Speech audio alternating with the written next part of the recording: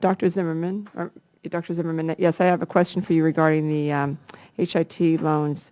And as we look, if you could expand a little bit more on the 3-year deferment period and how you think that will be important for smaller practices going forward.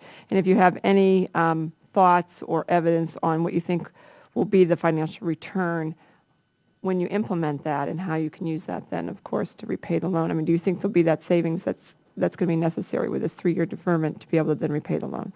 I think so, because if you look at most implementations, it takes about 6 to 12 months before the practice starts to get back up to the original level of productivity.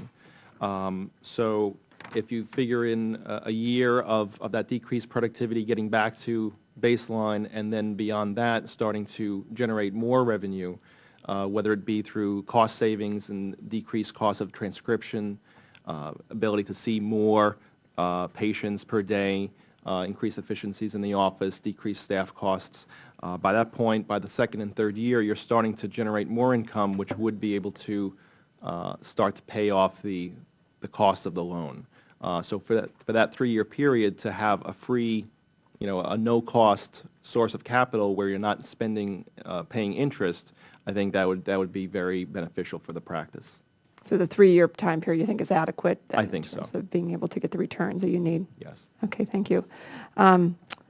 Sabarsky, yes, I wanted to ask you if you could elaborate maybe on why you believe the conventional markets are not meeting the needs currently for early stage and high growth businesses as yours. What do you see as the biggest hurdle at this point? Well, the biggest hurdle right now, beyond just the lack of, it's a question why the dollar is not there, even though the dollars are there for later stage investment. Mm-hmm. And this is a phenomenon that we in the biotechnology industry have seen for the better part of 20 years.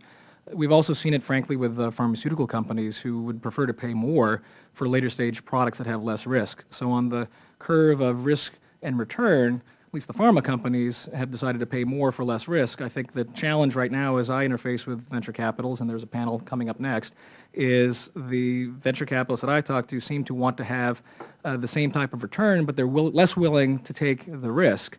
And the challenge that I face is that folks on the angel investing side, the sort of high net worth individuals, friends and family, have a very limited ability to invest maybe single-digit millions, $2 to $4 million really at most. And traditionally, venture capital has picked up the slack until more mature private equity has then come in, and so there's a sort of stair step. It's interesting, as part of the financial crisis, this dynamic has been exacerbated, and I don't have great rationale to explain why venture capitalists have changed their models. I have a couple venture capitalists actually tell me that they're shifting their model to actually invest in public securities, so not even private securities. So that may be something that other panelists could speak to. It's a mystery to me why this is the case, but it's a continuation of a dynamic that we've observed for some time now, Congresswoman. Thank you. Thank you. I appreciate that. I yield back. Ms. Fallon. Thank you, Madam Chairman. I appreciate all of you coming today and giving testimony. We certainly want to do all that we can to help your businesses grow and create access to capital.